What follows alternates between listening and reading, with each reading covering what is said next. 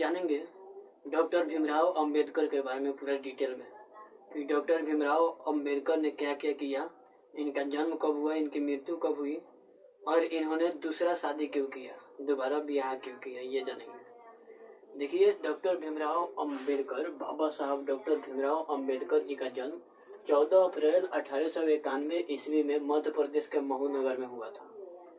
मृत्यु इनका 6 दिसंबर 1956 ईस्वी को दिल्ली में हुआ था।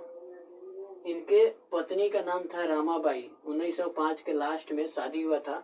जब शादी हुआ था इनके पत्नी से इनका, तो इनका एज था लगभग 9 वर्ष, 9.5 वर्ष एज था।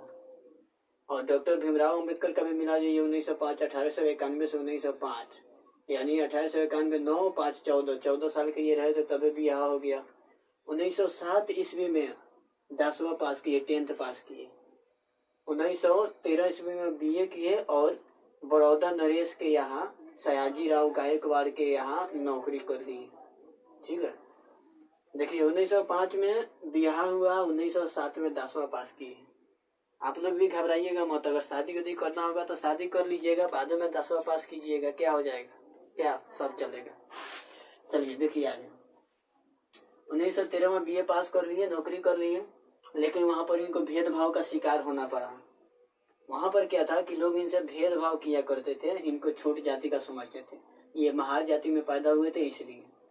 1913 ईस्वी में ये नौकरी कर लिया और 1913 ईस्वी में ही इनके पिताजी रामजी सकपाल की मौत हो गई। पिताजी के मौत के बाद ये बड़ा उदास रहने लगे, बहुत बिजोड़ इनको शौक लगा, क्योंकि जब ये 5 वर्ष के थे, 5 वर्ष के जब थे तभी इनके माँ भीमाबाई का मृत्यु हो गया था। माता भीमाबाई की मृत्यु के बाद इनके चाची मीराबाई ने इनका पालन पोषण किया था और इनके लिए 18 घंटा पढ़ना एकदम साधारण बात था। 18 घंटा ये एक बार बैठते थे, पढ़ लेते थे आराम से, क्योंकि ये गप सप से दूर रहते थे। उस समय मोबाइल तो था नहीं कि मोबाइल पर लगेंगे। अच्छा, तो देखिए यहाँ पर तो चाची मीराबाई ने इनका पालन पोषण किया और उसके बाद में क्या हुआ, उसके बाद में 25 रुपया का छात्रवृत्ति पाकर, उस समय 25 रुपया पर्याप्त होता था, उतना का छात्रवृत्ति पाकर ये कोलंबिया चले गए, अमेरिका यूएसए में चले गए और वहां जाकर पढ़ाई करने लगे। 1916 ईस्वी में लंदन के एल्फिंस्टन कॉलेज में गए और वहां पे पढ़ाई किए। उसके बाद में वहां से मुंबई आए और 1920 ईस्वी में मूक नायक नाम का साइलेंट हीरो नाम का पत्रिका निकाले, लेकिन पैसों के कमी के चलते कुछ दिन बाद उसे बंद करना पड़ा था। और बॉम्बे में ये 2 साल प्रोफेसर भी रहे थे। जब आए थे लंदन से पढ़ के तो 2 साल प्रोफेसर भी रहे थे। देखिए, बात कुछ ऐसा है कि जब ये गए वहाँ पे, तो वहाँ के जो प्रिंसिपल थे उन्होंने कहा कि बाबा साहब भीमराव अम्बेडकर, डॉक्टर भीमराव अम्बेडकर जी लंदन के एल्फिंस्टन कॉलेज से पढ़ के आए हुए हैं कि आप आइए, आप हमारे स्कूल में पढ़ाइए, आप प्रोफेसर हैं, हमारे कॉलेज में पढ़ाइए। डॉक्टर भीमराव अम्बेडकर जब गए पढ़ाने में, का सारा लड़का एंटी हो गया कि हम लोग छोटे जाति के आदमी से नहीं पढ़ेंगे।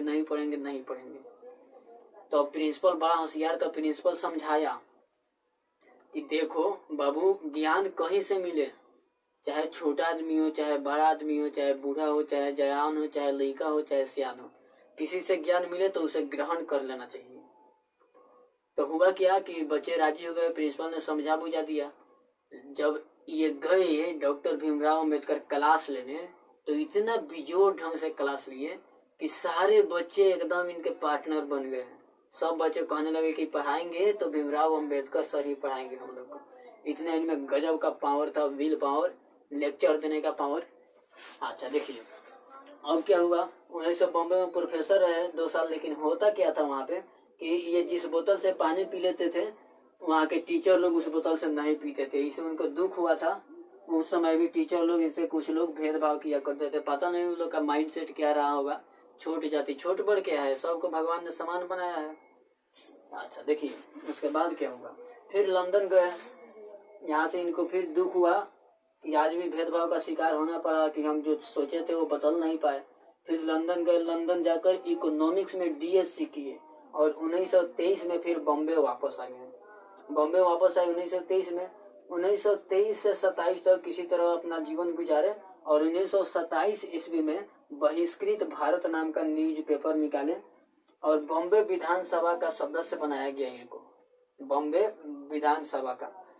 इन्होंने एक बुक लिखा हुआर सुधराज बुक से इतना प्रभावित हुआ उस समय का वायस राय कि इनको अपने सचिव मंडल का सदस्य बना लिया और 1951 ईस्वी में कानून मंत्री के पद से इन्होंने त्याग पत्र दे दिया था, क्योंकि इनका नेहरू जी से पंडित जवाहरलाल नेहरू पंडित जी से इनका क्या हो गया था, मतभेद हो गया था। तो 1951 ईस्वी में इन्होंने त्याग पत्र दे दिया था।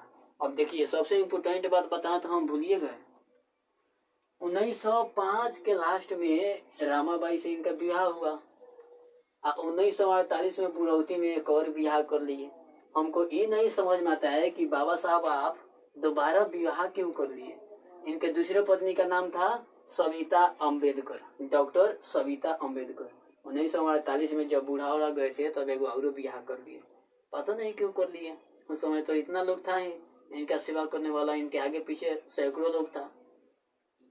जब करना ही था तो जवानी में कर लेते 4-5 को शादी। एक आदमी पैर दबाता, एक आदमी हाथ दबाता, एक आदमी माथा वाथा दबाता, तेल लगाता।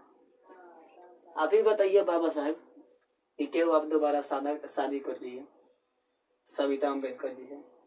खैर चलिए, शादी ब्याह अलग मैटर है, मिलेंगे अगले वीडियो में। जय हिंद।